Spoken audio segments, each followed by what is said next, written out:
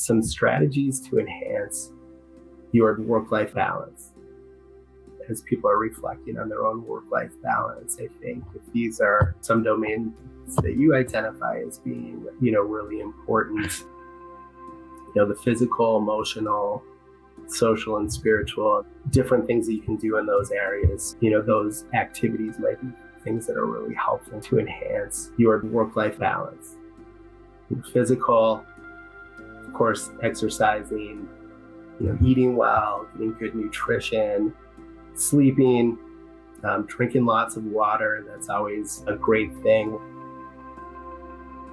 On the emotional side, the importance of identifying your feelings and really being in tune to that is incredibly important to enhance your understanding of where you're at and how you're doing. Journaling is a great way to just be attuned. If you do it on a nightly basis, maybe you're in the morning, how your day's gone, how your week's gone. Practicing forgiveness with yourself, when you're ready, forgiving others, kind of relieving yourself of some of the burden of maybe resentment or anger. Affirmations, the importance of how our thoughts really influence how we feel and how we behave. So the importance of feeding ourselves good thoughts about ourselves. And I think for some of us, that can be a real challenge. Therapy, I'm biased. I think it's so important to having people to go to for support is so incredibly important. Kind of in that social domain, I think a big one probably for all of us, this is something I struggle with, moderation of social media.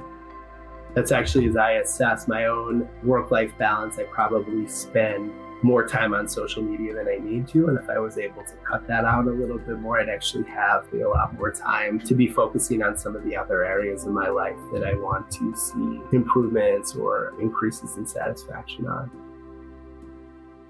Setting boundaries is another important area that can be profoundly helpful in supporting our work life. That can mean a lot of different things. And working from home, perhaps as an example, is having those rituals or boundaries within our workday that help us connect with work, and then rituals or practices that kind of signify to us that it's the end of the day. So that structure, that boundary there can be incredibly helpful.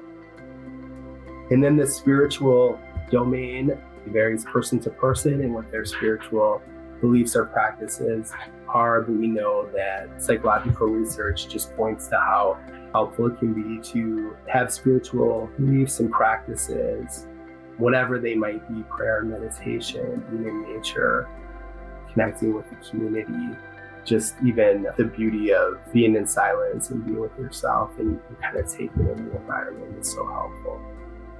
One of the things that really can impact our work-life balance just in general is that we spend a lot of time ruminating about the past or worrying about the future.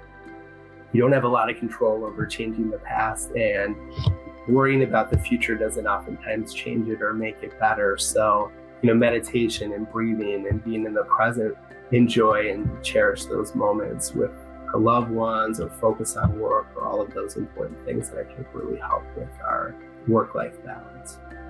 The last one is self-compassion, and I think that's so important. The exercise of assessing your work-life balance, those tools and strategies, we don't want it to be an exercise in judging ourselves, feeling bad about how we're really stacking up.